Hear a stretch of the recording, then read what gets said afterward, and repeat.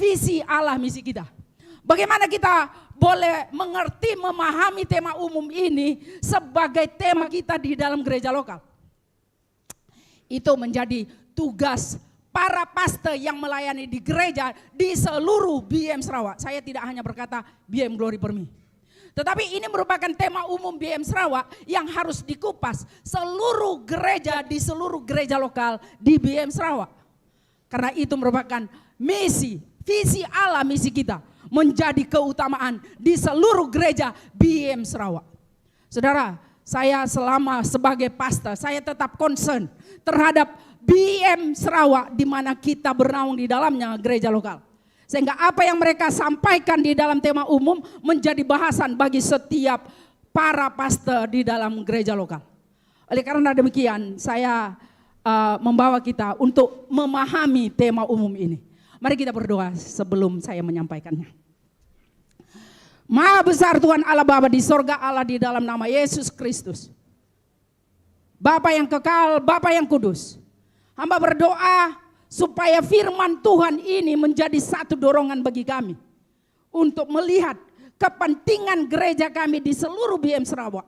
Sehingga mengambil tema ini menjadi tema di seluruh gereja. Visi Allah misi kita. Bapa di sorga, hamba berdoa supaya tema ini sampai kepada kami sebagai gereja lokal. Untuk melihat kepentingan bahwa Tuhan menghendaki kami hadir, menghadirkan visi Allah ini di dalam seluruh aspek kehidupan sebagai jemaat Tuhan. Bapa di sorga, hamba dengan segala keterbatasannya, Engkau pakai untuk menjadi saluran berkat pada pagi hari ini. Dalam nama Tuhan Yesus. Amin. Oke, saudara-saudaraku yang dikasihi Tuhan. Visi Allah misi kita. Apa yang sebenarnya ada terkandung di dalam tema ini? Oke, next. Ini garis besar yang saya ingin sampaikan. Hanya 3, saya senang memberi 3 perkara saja. Supaya Anda pulang, Anda ingat, Anda boleh implementasikannya. Pertama, apa arti tema itu? Visi Allah misi kita. Secara etimologi saya ingin menyampaikan tentang visi itu secara umum dan secara teologis. Yang kedua, bagaimana memahami dan mengenal visi Allah itu dan misi kita. Bolehkah kita capai visi Allah itu? Harus kita memahami dulu, harus kita mengenal dulu supaya kita dapat mengimplementasikannya. Itu menjadi satu perkara yang perlu ada di dalam gereja kita. Oleh karena itu Bapak Ibu Saudara, ada 3 perkara yang saya sampaikan di sana. Memahami visi Allah, kita harus tahu secara global apa yang ingin dinyatakan Allah bagi saudara dan saya. Yang harus Anda capai melalui misi saudara. Nanti saya akan jelaskan. Dan ada 3 perkara, visi khusus dia ada. Dan visi korporat dia seperti apa. 3 perkara ini menjadi satu keutamaan bagi kita sebagai gereja lokal. Memahami visi Allah dan misi kita. Oke, saya ingin menjelaskan terlebih dahulu tentang visi secara umum. Apa itu visi secara umum? Ya, secara umum Anda boleh lihat di dalam Google. Dia berkata, suatu konsep atau matlamat utama seseorang atau individu maupun institusi tentang sesuatu yang ingin dicapai. Jadi visi itu sesuatu goal, tujuan yang Anda perlu capai, itu visi. Boleh dikatakan juga suatu rangkaian yang akan dicapai untuk melihat masa depan kita. Ya, seperti apa Anda 10 tahun akan datang, bergantung kepada visi itu secara umum. Namun ada 2 perkara seorang visioner yang menjabarkan visi itu seperti apa. 1, Josh Barna. Saya senang dengan Josh Barna buku-bukunya, tetapi ada juga buku yang tidak saya suka. Tetapi saya harus katakan, ini seorang seorang ahli pertumbuhan gereja yang membuat gerejanya lebih baik. Itu ada konsepnya dalam Josh Barna. Sehingga saya selalu mengutip Josh Barna sebagai satu pola pemikiran yang boleh memotivasi kita sebagai hamba Tuhan. Apa katanya tentang visi?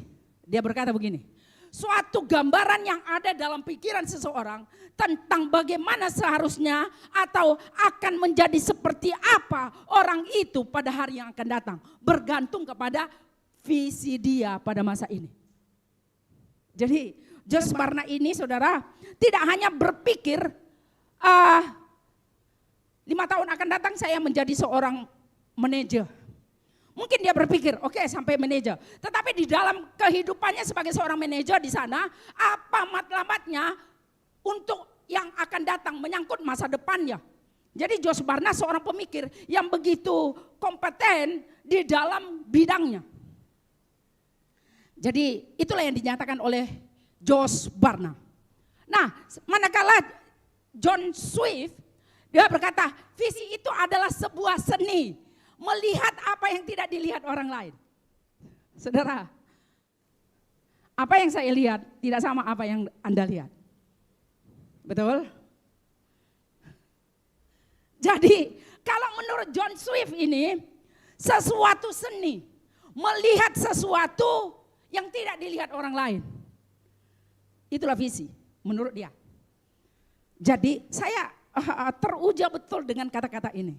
Sehingga itu yang membuat saudara dan yang lain berbeza. Karena apa yang Anda lihat tidak sama dengan orang yang lain lihat. Saya harap penjelasan saya boleh dipahami. Ya, saya boleh menyampaikan sesuatu yang boleh Anda paham. Jadi kalau saya melihat sesuatu dari perspektif pemikiran saya, yang tidak serupa dengan pemikiran orang lain.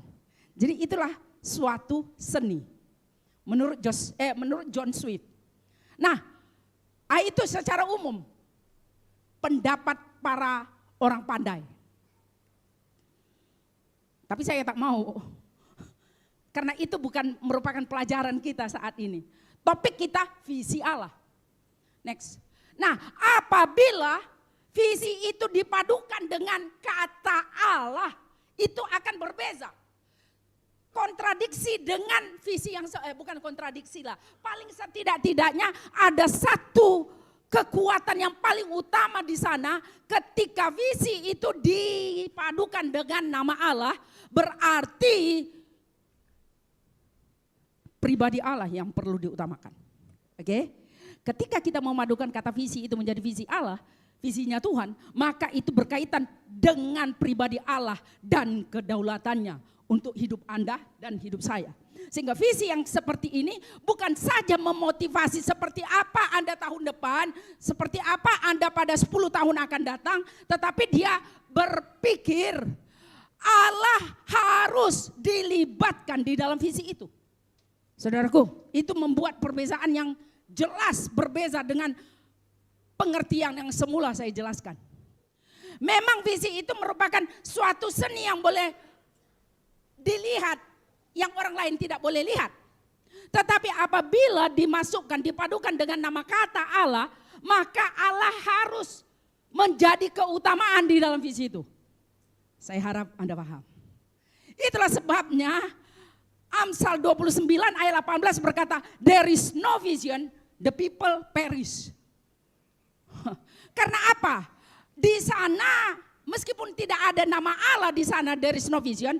Meskipun kata Tuhan tidak ada di sana, karena keterlibatan Tuhan perlu ada di dalam visi itu.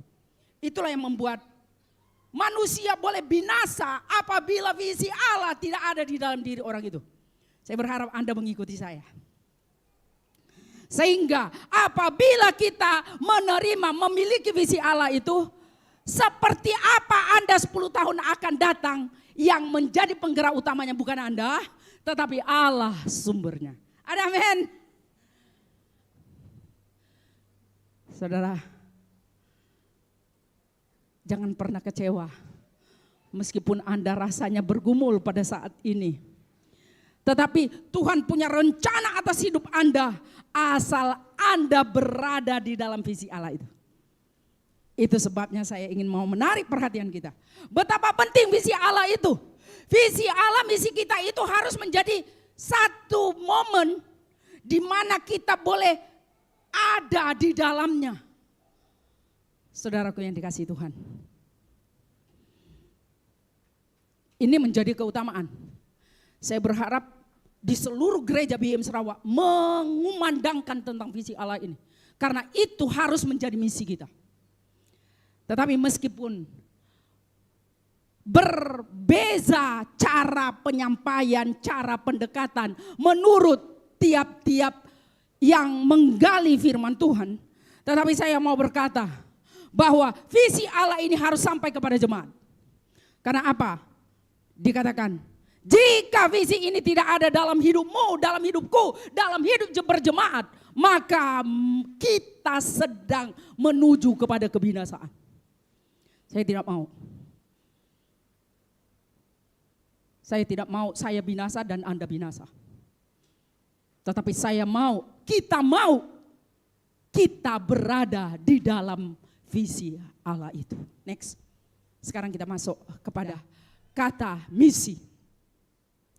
Apa itu misi? Misi, kalau tadi saya berkata tentang visi itu merupakan tujuan Allah. Hala tuju Allah atas hidup kita. Misi itu adalah suatu proses atau tahapan tindakan yang harus kita lalui untuk mencapainya. Ya. Jadi gambaran, ada satu gambaran, ada satu tempat, satu gambaran yang telah divisikan oleh Allah, yang telah dirancangkan oleh Allah bagi hidupmu, bagi hidupku, bagi hidup kita semua. Tetapi kalau Anda tidak memiliki misi ini, Anda tidak akan pernah sampai di tempat tujuan itu. Itu sebabnya misi ini merupakan tahapan, proses atau tahapan yang harus dilalui dalam bentuk tindakan. Boleh juga saya katakan merupakan penjabaran dari suatu visi dalam bentuk tindakan konkret. Saudara-saudaraku, saya membuat meringkaskan tentang apa yang dimaksudkan daripada visi itu dalam bentuk kata-kata. Jadi misi itu merupakan proses yang harus kita lakukan, tindakan yang harus kita lakukan untuk mencapai, untuk berada di destinasi yang Tuhan sudah rancangkan bagi kehidupan kita. Itu misi. Nah, itu secara umum. Tetapi secara khusus, secara teologisnya seperti apa? Ini berbeda jauh pengertiannya. Next. Ada 3 kata yang saya buat merah di sana tuh supaya Anda tahu itu misinya Allah. Ini yang ingin kita capai. Ya. Di dalam visinya Allah sudah berkata, ini loh yang saya ingin kamu ada di sana.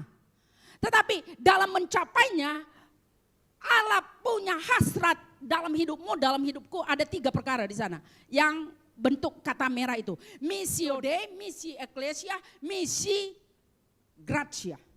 Artinya ketika kita melihat misi yang harus ada di dalam mengimplementasikan visi Allah itu dalam konteks ini, ya, selalunya ada dalam rencana kekal Allah. Allah punya rencana atas kehidupan Anda.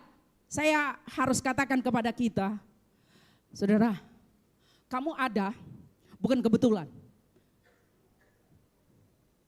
Selalu saya berkata kepada jemaat, saya ada bukan karena kebetulan, karena bapak saya dan ibu saya kawin maka saya ada.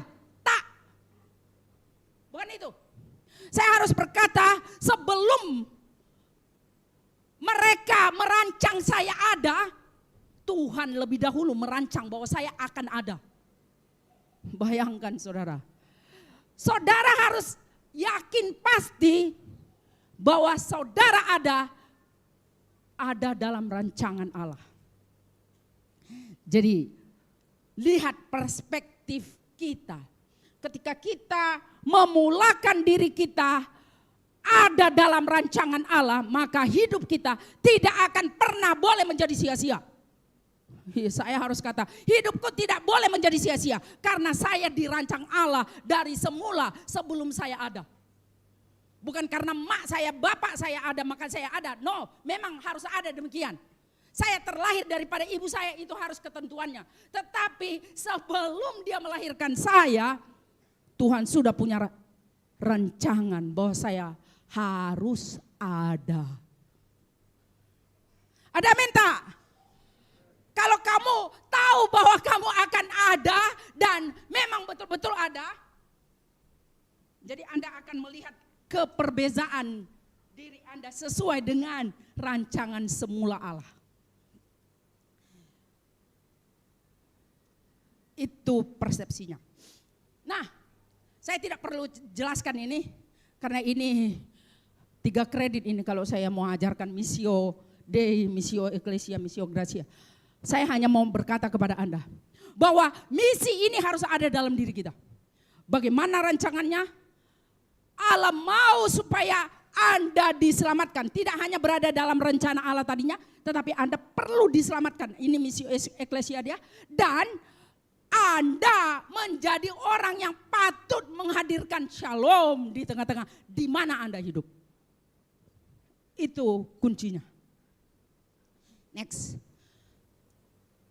Saya hanya berusaha mengkalimatkan secara sederhana kata-kata itu. Supaya kita dapat memahami betapa pentingnya hidupku, hidupmu, hidup kita di pandangan Allah. Bahwa Tuhan punya rencana bagi kita sejak belum ada Anda dan Anda pasti ada, Tuhan sudah berencana. Jadi jangan pernah mengakhiri hidup kalau Tuhan tidak panggil.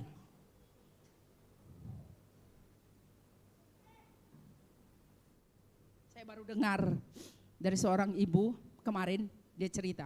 Ada orang yang bunuh diri berapa tahun yang lalu, tahun 2015. Dia berkata bahwa orang itu adalah orang dari suku saya.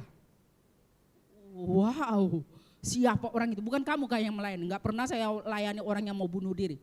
Biasanya kalau saya melayani orang bunuh diri itu tidak jadi bunuh diri. Betul Pak? Tapi waktu itu mungkin enggak pernah sejarahnya saya selama di Sarawak, kurang lebih 28 tahun saya berada di Sarawak ini. Saya belum pernah melayani orang yang mau bunuh diri. Tapi saya tahu bahwa ada orang yang bunuh diri dan kemudian baru saya diberitahu sudah mati. Belum pernah saya melayani orang yang bunuh diri. Ya. Kalau orang itu mau bunuh diri, kalau saya layani, saya mesti pastikan, saya cari dia sampai di mana supaya dia tidak jadi bunuh diri. Betul. Itu matlamat saya. Karena apa? Orang yang bunuh diri tidak masuk surga. Kamu mau jadi di mana? Mati kekal. Tugas saya sebagai hamba Tuhan adalah mencari orang-orang sesuai dengan kebenaran firman-Nya. 2 Timotius 3 ayat 16 itu menjadi matlamat hidup saya. Mengajar, mendidik orang dalam kebenaran, menyatakan kesalahan. Itu tugas dan tanggung jawab saya. Dan Tuhan akan meminta pertanggungan jawab dari saya kalau saya tidak mengajar sesuai dengan ajaran firman Allah. Sesuai dengan ajaran Injil. Saya tidak mau. Pada akhirnya saya tidak dapat mahkota yang cantik hanya karena saya tidak memberitakan kebenaran Allah. Saya mau mahkota saya adalah mahkota kebenaran yang sesuai yang telah dijanjikannya kepada setiap orang. Oke, next. Kesimpulannya. Ini masih ya. Visi Allah berarti perancangan Allah bagi saudara dan saya. Yang perlu Anda ketahui seperti apa visi Allah itu dan bagaimana tindakan Anda untuk menjalani visi itu. Itulah sebabnya visi Allah misi kita adalah satu refleksi yang harus saudara punya, saya punya, dan kita semua. Ini apabila kita melayani, apabila kita menjadi melayani di dalam gereja, harus dalam konteks visi ini. Visi Allah ini, kalau tidak saudara, Anda melayani akan sama halnya dengan pelayanan-pelayanan Anda yang sebelumnya. Pelayanan Anda akan berbeza apabila Anda menzoomkan visi Allah dan misi kita. Anda tidak sama pelayanan Anda seperti yang sebelum-sebelumnya. Harus ada kemajuan, itulah sebabnya saya kata merupakan satu unsur yang penting yang perlu kita lakukan sehingga keberhasilan kita memberi perbezaan dari orang lain. Meskipun ianya akan menggoncangkan kehidupan kita. Saudara, ketika kita nak mengalami perubahan secara jasmani, biasanya kita akan mengalami sakit, betul? Coba perhatikan anak-anak kita. Ketika anak kita membesar, mulai tumbuh gigi, dia akan sakit. Kenapa? Itu proses. Ya. Ketika dia mulai berjalan, dia akan banyak jatuh. Kenapa? Karena kalau orang tuanya, aduh nak jangan jalan, dia tidak akan pernah berjalan. Karena kalau kamu hanya takut anak kamu jatuh, maka dia tidak akan pandai berjalan. Oleh karena itu, jadikan semua kehidupan kita menjadi satu proses. Supaya perubahan itu jadi di dalam hidup kita masing-masing. Itu refleksinya. Oke, saya harap paham. Nah, sekarang kita masuk kepada mengenal visi Allah dan misi kita. Ada 3 perkara yang saya ingin sampaikan kepada kita tentang visi global. Secara global Allah memikirkan, saya ingin bacakan dulu Matius 28 ayat 19. Ini visi global Allah. Secara global Allah ingin menyatakan kepada setiap orang bahwa karena itu pergilah, jadikanlah semua bangsa muridku dan baptislah mereka dalam nama Bapa dan Anak dan Roh Kudus. Dan ajarlah mereka melakukan segala sesuatu yang telah kuperintahkan. Dan ketahuilah aku akan menyertai kamu senantiasa sampai akhir zaman. Ada 3 kata. Kata kerja, verb. Yang diungkapkan di dalam penulis kitab Matius ini. Yang mengatakan itu merupakan visi Allah bagi Anda dan saya. Visinya apa? Secara global Allah mau supaya Anda pergi. Pergi kemana? Pergi untuk menjadikan semua bangsa murid Yesus. Saudara, jangan pernah berpikir ketika kita menginjili untuk membuat orang itu menjadi Kristen. Kalau hanya sekedar Kristen, itu bukan matlamat daripada amanat agung. Saudara, saya berkata kepada orang-orang yang baru dibaptis, nanti kita akan menyampaikan sijil kepada mereka yang dibaptis kemarin. Saya harus berkata kepada mereka, kalau hanya sekedar Kristen, itu senang saja. Tetapi matlamat amanat agung itu bukan hanya sekedar Kristen loh. Tetapi menjadi murid Kristus. Ya. Ada satu buku yang dituliskan oleh Michael Horton, dia berkata begini. Banyak orang-orang Kristen pada saat ini yang mengkhianati Kristus secara permanen. Wow. Kenapa? Karena kekristenan pada zaman ini adalah kekristenan tanpa Kristus. Banyak orang berpikir bahwa cukuplah Kristen. No, saya tidak mau itu. Saya ingin berkata, saya mau pastikan Anda sebagai orang Kristen adalah murid Kristus. Karena Kristen tidak harus menjadi murid. Tetapi kalau murid Kristus, pasti orang itu Kristen. Boleh paham perbedaannya? Kalau murid Kristus, pasti orang itu Kristen. Tetapi orang Kristen belum tentu murid Kristus. Sehingga bolak-balik Anda pergi ke sembahyang pun tak ada perubahan. Itu sebenarnya Anda tak pernah menjadi murid. Itu implikasinya. Jadi Yesus memerintahkan kepada para muridnya sebelum terangkat ke surga. Dia berkata, pergilah dan jadikanlah semua bangsa muridku.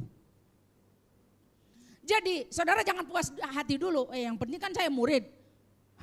Itu kan. Yang penting saya murid Kristus. Yang lain itu gak mau jadi murid, ya suka-suka dia, itu pilihan. This is my choice. Mungkin Anda berpikir, saudara bukan. Ini visi Allah harus menjadi misi kita. Setiap orang harus pastikan di dalam seluruh keluarga kita menjadi murid Kristus. Ada amin tak? Halo kita yang semua yang dari penginjilan kita ini. Saya mau memastikan Anda jangan puas hanya kamu sebagai orang Kristen. Jangan puas kalau hanya Anda menjadi murid Kristus. Tetapi memuridkan semua anggota keluarga Anda menjadi murid Kristus. Ada amin. Itu baru saya yakin. Amanat agung ini menjadi visi global yang harus dimiliki oleh semua orang-orang yang percaya kepada Kristus dan menjadi murid Kristus. Yang kedua, Masih yang pertama itu, tetapi visi global Allah bukan hanya meminta untuk pergi, tetapi membaptis. Mungkin Anda berkata, pastor, masa akan saya membaptis orang?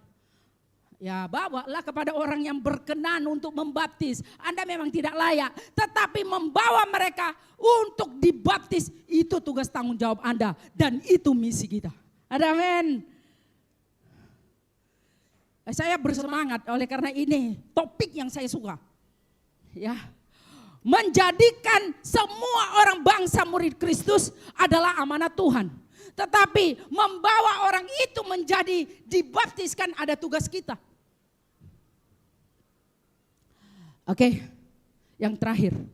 Memerintahkan kita untuk mengajar mereka supaya mereka melakukan segala sesuatu yang kuperintahkan kepadamu.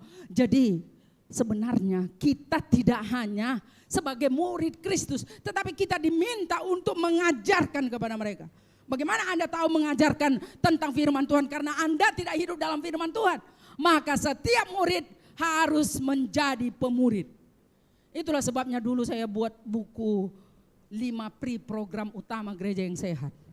Supaya setiap murid jangan puas hanya menjadi murid saja, tetapi harus menjadi pemurid. Jadi saudaraku, inilah tugas dan alamat Tuhan atas kehidupan Anda dan saya. Inilah visi global Allah. Visi Allah secara global menjadikan keutamaan bagi misi kita. Jika Anda masih belum, saya berharap saya boleh mendoakan Anda supaya Anda boleh mencapai visi Allah ini secara global. Dan itu menjadi misi Allah, misi kita di dalam kehidupan kita, dalam tindakan kita. Yang kedua, visi khususnya. Allah tidak hanya memiliki visi global, tetapi dia memiliki visi khusus. Apa visi khusus dia? Memberitakan kerajaan Allah. Jadi Allah sudah menyatakan kepada para muridnya sebelum dia Yesus sudah menyatakan kepada para muridnya sebelum dia terangkat ke surga, dia berkata, ini loh visi kamu, ini loh amanat yang saya sampaikan kepada kamu. Kamu harus pergi memberitakan dan membaptis mereka dan mengajarkan mereka apa yang kuperintahkan kepadamu. Itu menjadi tugas keutamaan kamu dan menjadi misi kamu. Tetapi tidak hanya sampai di sana, tetapi dia memberikan lagi satu kekhususan, yaitu beritakan kerajaan Allah. Saudara, saya mau supaya kerajaan Allah ini adalah satu keutamaan bagi kita. Kenapa? Yesus berkata begini loh, memberitakan kerajaan Allah adalah keutamaan Yesus. Yesus adalah anak Allah kan, tetapi dia juga Allah kan. Tetapi dia tidak hanya memberitakan kerajaan, sebenarnya dia pun raja. Tetapi dia memberitakan kerajaan Allah, tujuannya apa? Apabila kerajaan Allah hadir di dalam segala kehidupan kita, maka kedamaian akan berkuasa.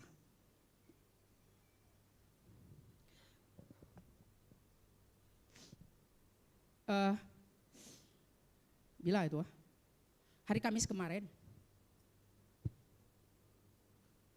saya dengan teman saya seorang pendeta dari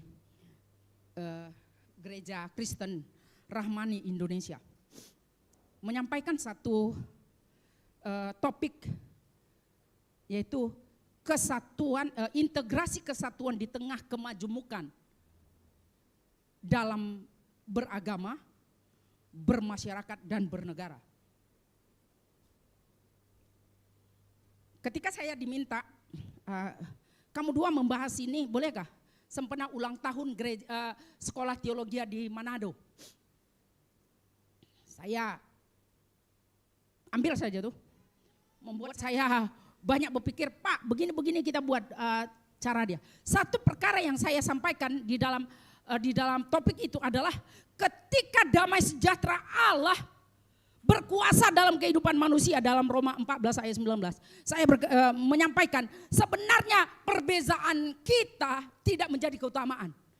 Meskipun kita berbeza bangsa, berbeda latar belakang, berbeza budaya, tidak menjadi keutamaan apabila damai sejahtera Allah berkuasa dalam hidup kita. Di tengah kemajemukan itu yang perlu kita menjadikan satu integrasi. Itulah yang dilakukan oleh Paulus. Wow, saya berpikir apabila damai sejahtera ini ada, itu sama dengan yang di sini. Kerajaan Allah perlu ada di tengah-tengah kita, artinya kita menghadirkan damai. Meskipun Anda berbeza, boleh-boleh saja berbeda dengan saya. Dari segi memang sudah banyak berbeda, Anda laki-laki, saya perempuan. Sudah jelas, ya kan? Tapi tidak akan boleh perbezaan itu merusak, memporak-porandakan kemajemukan kita. Tidak boleh. Karena apa? Itulah tujuan kita, memberitakan kerajaan Allah. Jadi, dan saya berpikir, kenapa kerajaan Allah tidak berkuasa? Bukan Tuhan tidak berkuasa, saya harus berkata bukan Tuhan tidak berkuasa. Yang membuat kita tidak mengalaminya karena kita tidak sedia untuk diproses olehnya. Itu saja. Kalau kita mau, makanya firman Tuhan katakan dalam kitab Injil, jika aku ditinggikan dari bumi, maka aku akan menarik semua orang datang kepadaku. Kata firman Tuhan. Jadi sebenarnya logikanya, masalahnya adalah hadirkan seberapa sulitnya Anda menghadirkan damai sejahtera itu. Itulah sebabnya tujuan kita, visi khusus Allah adalah menghadirkan kerajaannya. Saya beri di dalam ayat itu, ketika kerajaan iblis terpecah-pecah, maka Allah dengan mudahnya, maka Anda dan saya boleh membawa setiap orang datang kepada Tuhan. Jadi tujuan Allah ini mesti ada misi kita, visi khususnya ini. Kalau Anda tidak melakukan perbezaan itu, bagaimana Anda boleh menghadirkan damai sejahtera di kampung kita? Ya.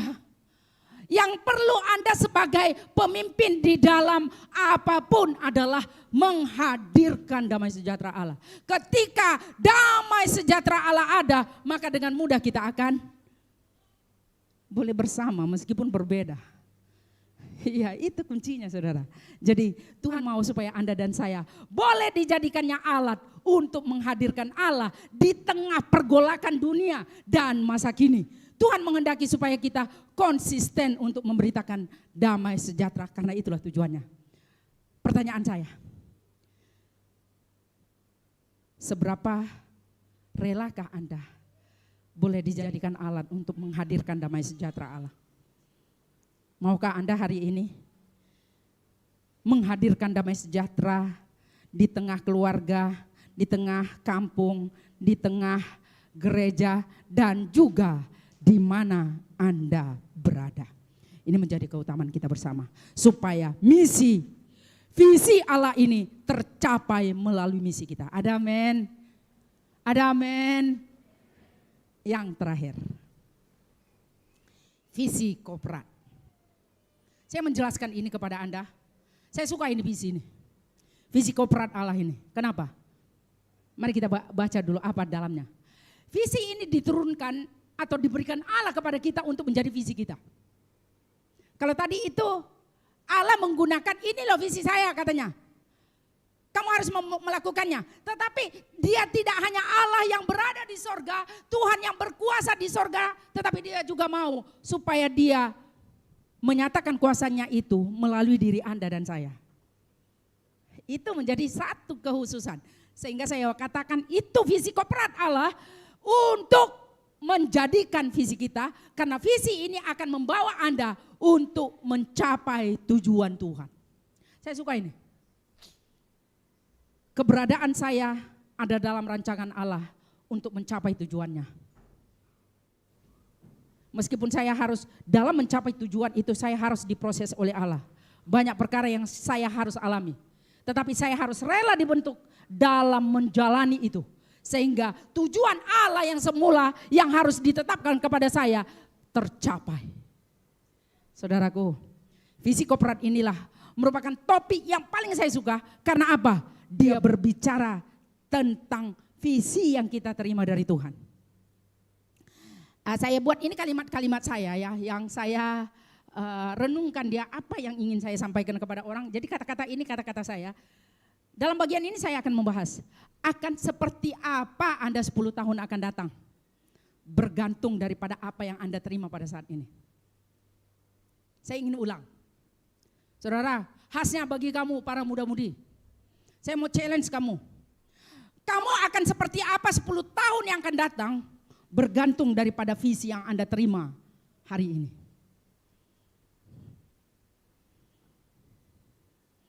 Itu bukan kalimat yang sederhana. Mungkin kamu akan berkata kepada saya, lalu apa dengan ibu? Supaya kita programkan, senaraikan. 10 tahun lagi kalau memang Tuhan masih izinkan saya hidup. Bahkan 20 tahun lagi kalau Tuhan masih izinkan saya hidup. 61 usia saya sekarang ini. Ya.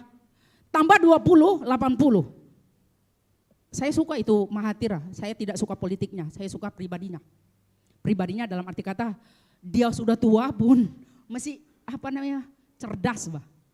Nah, itu yang saya suka. Yang lain-lainnya itu saya tak masukkan dalam hati saya. Kenapa? Kecerdasan kita bergantung daripada pilihan kita sendiri. Mungkin di usia saya ada teman-teman saya waktu saya di Indonesia ya, teman-teman saya pada pergi ke Penang, pada pergi ke Thailand, pada pergi kemana-mana ya, jealous juga saya lihat dia orang. Kenapa? Karena mereka sudah pensiun, Mbak. Sebenarnya mereka udah pensiun dari guru, Mbak. Saya pun kan guru dulu kan, mereka itu teman-teman saya daripada maktab perguruan tinggi di Medan dulu, mereka itu guru semua. Mereka sudah pensiun, saya dipensiunkan. Memensiunkan diri sendiri. Salah sendiri, tak apalah. Tetapi saya harus kata kepada diri saya belum berhenti di hadapan Tuhan pada hari ini sampai di sini. Tuhan masih punya rancangan kepada saya, 20 tahun akan datang kalau Tuhan izinkan. Saya masih ada rancangan tuh. Jangan pikir bahwa saya sudah berhenti di sini. Ya, berhenti jadi gembala di Glory gak apa-apa. Tapi jangan berhenti melayani Tuhan. Ada amin? Kata amin dong supaya saya semangat. Ya macam tuh. Jadi 20 tahun akan datang seperti apa Anda? Jangan pernah berpikir, usia saya sudah 70 mau jadi seperti apa lagi pastor. Tuhan punya rancangan yang indah bagi Anda. Itulah sebabnya saya kata dalam bagian ini 10 tahun yang akan datang adalah bergantung daripada visi yang Anda terima dari Tuhan. Jadi itulah sebabnya. Next, sedikit lagi. Ini visi Koprat Allah. Anda dan saya perlu visi Koprat ini. Sebagai tugas saudara dan saya, coba senaraikan. Saya berkata ini ya, coba senaraikan. Kalau bila penting, tolong saya akan bagi kepada Anda nomor saya. Anda akan seperti apa, saya akan doakan Anda. Tolong kontak saya. Supaya Anda sesuai dengan apa yang Tuhan mau. Bukan apa yang sesuai dengan Anda yang mau. Tetapi ini, apakah yang Anda mau inginkan terjadi dalam hidup Anda 10 tahun yang akan datang kalau Tuhan masih kehendaki 20 tahun. Ini tadi saya katakan, seperti apa Anda senaraikan dulu. Bu Pastor, saya mau menjadi manajer 10 tahun akan datang dari sekarang. Saya akan konseling Anda. Karena apa? Amsal 15 ayat 22. Firman Tuhan berkata, rancangan gagal kalau tidak ada banyak pertimbangan. Tetapi terlaksana jika penasehat banyak. Anda dan saya perlu penasehat. Siapa penasehat yang Anda miliki? Kalau Anda memiliki penasehat yang salah, salahlah hidup kita. Tetapi mari, Tuhan masih belum berhenti atas hidup Anda.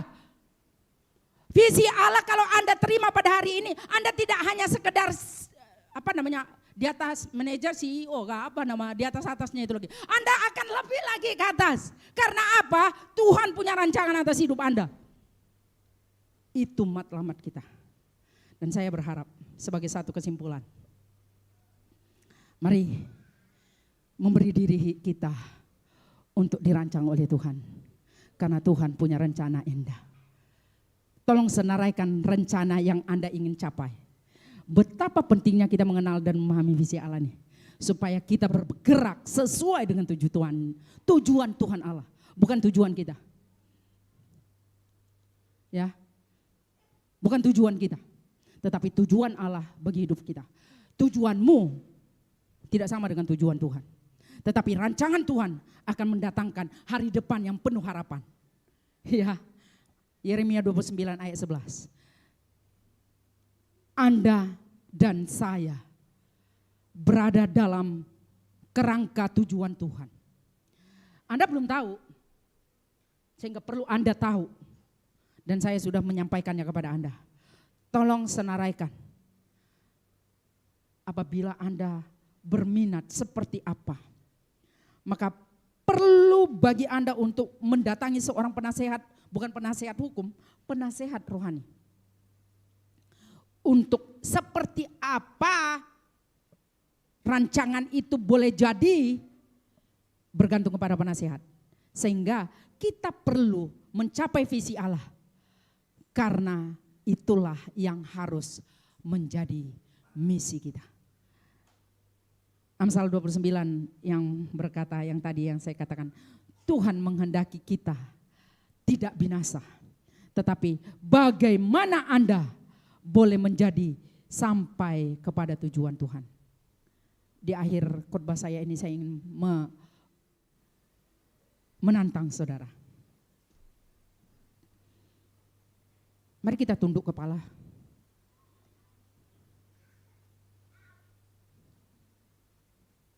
Kita datang di hadapan Tuhan dengan penuh kerendahan hati. Tuhan, aku gagal. Hari ini mungkin Anda merasa diri Anda gagal. Tetapi sesungguhnya Anda belum gagal. Karena masih ada harapan yang Tuhan ingin berikan kepada saudara. Harapan itu ada di dalam visi Allah itu. Anda harus berada di dalam tujuan Allah itu. Sehingga kenapa Anda masih mengalami pergumulan itu, karena Anda sedang diproses. Oleh yang sedemikian, visi Allah ini tidak hanya sekedar pernyataan Allah sendiri bahwa Allah ingin menyatakannya kepada saudara. Tetapi Allah mau supaya Anda menerima visinya itu. Sehingga Anda bergerak maju oleh karena visinya itu. Dia akan memotivasi kita sesuai dengan tujuannya itu. Bapak Ibu Saudara, mari kita datang di hadapan Tuhan. Berkata dengan jujur. Berkata kepada Tuhan, Tuhan, aku mau hidup dalam visimu. Mampukan saya untuk menghadapinya, menjalankannya. Karena aku sesungguhnya adalah alat untuk kemuliaan-Mu. Pakai saya. Itu menjadi doa Anda. Jika Anda mau untuk menerima cabaran ini, Anda hanya duduk saja. Saya akan mendoakan Anda hanya angkat tangan saudara sebagai satu respon di hadapan Tuhan. Tuhan, aku sadar bahwa selama ini aku tidak berada dalam visi itu. Aku di luar daripada visimu. Tetapi hari ini Engkau menantang saya. Saya mau ada di dalam kehendak dan rencanamu. Katakan di hadapan Tuhan sebagai doa Anda. Mari angkat tangan saudara. Saya tidak meminta Anda ke depan. Tetapi Anda respon sebagai satu bentuk pernyataan diri Anda. Bahwa aku mau hidup sesuai dengan visi Allah. Mari silakan angkat tangan saudara. Jangan malu. Kamu hanya engkau sendiri yang tahu apa keperluanmu. Hanya engkau sendiri yang tahu apa keinginanmu. Saya tidak tahu keinginan Anda. Tetapi keinginanmu itu harus sesuai dengan visi Allah. Mari angkat tangan saudara. Masih belum terlambat. Saya ingin berdoa untuk saudara. Sebagai satu respon di hadapan Tuhan. Bahwa Tuhan pakai apa yang ada pada diri Anda untuk mencapai visinya. Allahku yang hidup. Kami mengangkat tangan kami kepadamu Bapa. Angkat tangan saudara tinggi-tinggi. Sebagai satu respon di hadapan Tuhan. Angkat. Haleluya Yesus. Kami menyatakan bahwa kami memerlukan Engkau Tuhan. Ini kami Tuhan. Perbuatlah apa yang sesuai dengan keinginanmu bagi kami. Karena kami ini adalah biji mata Allah. Sesungguhnya Tuhan, Engkau Allah yang berkuasa atas hidup kami. Kami akan melihat bahwa hidup kami tidak sama lagi seperti yang dulu. Karena kami mau mengalami perubahan itu. Hari ini Engkau telah menyampaikannya kepada kami. Biarlah Bapa di surga, nama Tuhan ditinggikan melalui hidup kami. Kami boleh pergi, kami boleh menyampaikan visi Allah secara global, secara khusus, bahkan secara korporat.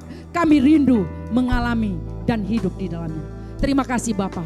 Inilah respon kami kepada pemberitaan firman Tuhan pada hari ini.